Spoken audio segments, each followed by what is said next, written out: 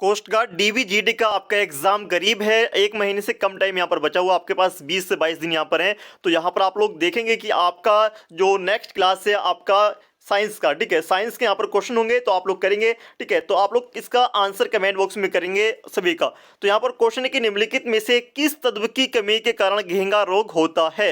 तो किस कमी के कारण होता है, वो होता है आपका आयोडीन की कमी के कारण। किस रोग के कारण, आयोडीन की कमी के कारण होता है घेंगा रोग। तो आप लोग क्या करेंगे, चैनल को सब्सक्राइब कर देंगे, वीडियो को लाइक एंड शेयर कर देंगे अपने दोस्तों में। तो यहाँ पर आपका अगला क्वेश्चन आता है कि पावर ट्रांसफर की कार्यप्रणाली का सिद्धांत किस नियम पर आधारित है। तो ये किस नियम पर है आपको कमेंट बॉक्स में बताना है, आपको टाइम दिया गया है, वीडियो को पॉज करके देखेंगे। तो यहाँ पर करेक्ट आंसर होगा आपका फैराडे का नियम, ऑप्शन नंबर ए करेक्ट होगा, फैराडे का नियम। अगला क्वेश्चन पर चलते हैं और अगला क्वेश्चन यहाँ पर है क्वेश्चन नंबर 3। रडार सिस्टम में उपयोग की जाने वाली तरंगे किस प्रकार की तरंगों का उदाहरण है। तो जो रडार सिस्टम होता है आपका तो उसमें कौन सी तरंगे यूज की जाती हैं। तो आप सभी को पता होना चाहिए कि इसमें की जाती है इंफ्रारेड तरंगे। कौन सी, ऑप्शन नंबर बी करेक्ट होगा, इंफ्रारेड। तो सभी के आंसर कमेंट बॉक्स में देंगे।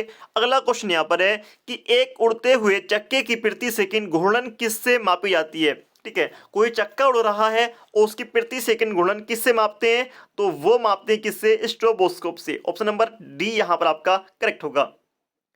अगला क्वेश्चन यहां पर है कि निम्नलिखित में से प्लाज्मोडियम परजीवी वाहक है। प्लाज्मोडियम परजीवी वाहक है तो इसका आपको बताना है। तो प्लाज्मोडियम परजीवी वाहक होगा आपका मच्छर। कौन होगा, मच्छर। नेक्स्ट क्वेश्चन यहां पर पूछा गया कि लोहे पर जंग लगना किस प्रकार की अभिक्रिया का उदाहरण है। तो लोहे पर जो जंग लगना अभिक्रिया का उदाहरण है वो आपको होगा रासायनिक अभिक्रिया। ठीक है, ये क्या कर आपकी भौतिक अभिक्रिया नहीं होगा, प्रतिवर्ती अभिक्रिया कुछ नहीं, यहाँ पर रासायनिक अभिक्रिया होगा। यहाँ पर क्या होती है, रिएक्शन होती है। तो आपको यदि प्रैक्टिस सेट लगानी है किस चीज के, कोस्ट का डीवीजीडी के, ठीक है, तो मैं यहाँ पर लगवा रहा हूँ आपको। कहाँ पर फॉलो कर सकते हैं आप हमें, अनअकैडमी पर बिल्कुल फ्री प्रैक्टिस सेट यहाँ पर लग रहे हैं अनअकैडमी पर, लिंक वीडियो के डिस्क्रिप्शन में। सिंपल आपको क्या करना होगा, जाकर टॉप 50 कोड यूज करेंगे और फ्री क्लासेस आप लेंगे। ठीक है, फ्री प्रैक्टिस सेट चल रहा है।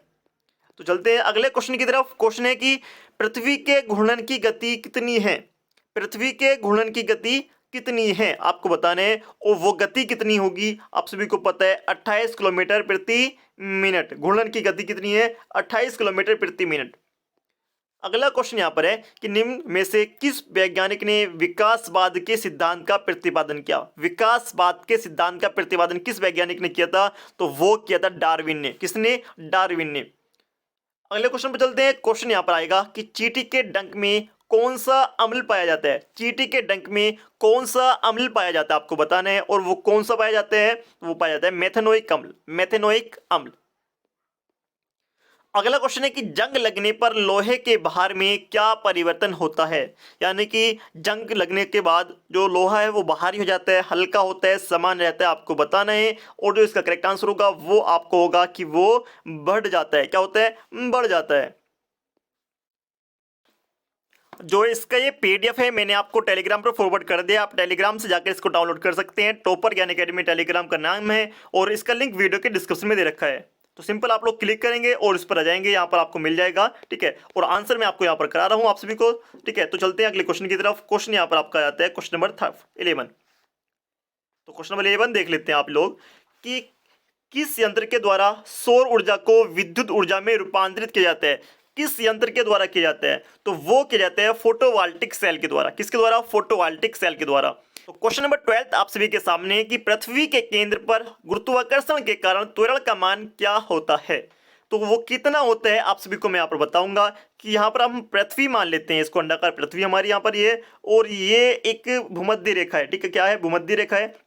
और सभी को पता है कि भूमध्य रेखा पर जो जी का वैल्यू है, आपका गुरुत्वाकर्षण का वैल्यू है, वो क्या होता है, सबसे कम होता है। यानी कि इस सबसे कम कहां पर होगा, यहां पर होगा। और केंद्र पर कितना होगा, 0। केंद्र पर 0 होगा। ध्रुवों पर क्या होगा, सबसे ज्यादा होगा। ठीक है, मैक्सिमम कहां पर होगा, ध्रुवों पर। तो आपका केंद्र पर कितना होता है, 0 होता है। ऑप्शन नंबर ए करेक्ट होगा आपका। अगला क्वेश्चन यहां पर है क्वेश्चन नंबर 13 है कि कम तापमान को मापने वाले यंत्र को क्या कहा जाता है। कम तापमान को मापने वाले यंत्र को क्या कहते हैं, तो वो कहते हैं आपको क्रायोमीटर। क्रायोमीटर। नेक्स्ट क्वेश्चन यहां पर है क्वेश्चन नंबर 14।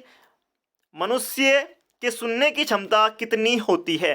तो मनुष्य की सुनने की क्षमता आप बताएंगे कमेंट बॉक्स में, और वो होती है 20 HZ से 2000 एचजेड। ठीक है, अगले क्वेश्चन पे चलते हैं। क्वेश्चन यहाँ पर है, यदि निर्वात में लोहा, कागज और पत्थर के टुकड़े को एक साथ गिराया जाता है, ठीक है, तो वो पृथ्वी की सतह पर सबसे पहले स्पर्श कौन सी चीज आएगा, सबसे पहले कौन सी चीज आएगी? तो यहाँ पर सभी को पता होना चाहिए कि अगर बात की जाती है किसी चीज की निर्वात की, तो निर्वात में सारी की सारी चीजें एक साथ आएंगी, ठीक है। कैसे आएंगी? एक साथ आएंगी। अगला क्वेश्चन यहाँ पर है कि निम्नलिखित में से कौन कांच का सबसे महत्वपूर्ण घटक है? निम्नलिखित में से कौन कांच का सबसे महत्वपूर्ण घटक है? और वो है सिलिका। क्या है? सिलिका। अगला क्वेश्चन यहां पर है, पृथ्वी पदार्थ का परमाणु सिद्धांत किस वैज्ञानिक ने दिया था? तो ये किसने दिया था? आपका करेक्ट होगा जॉन डाल्टन ने। किसने? जॉन डाल्टन ने।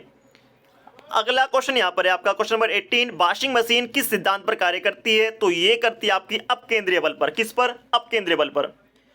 अगला क्वेश्चन यहां पर है क्वेश्चन नंबर 19, आघूर्ण बल की एसआई इकाई क्या है? आघूर्ण बल की एसआई इकाई क्या है आपको बतानी है, और यहां पर जो करेक्ट आंसर होगा वो आपका हो जाएगा option number B, Newton metre. ठीक है।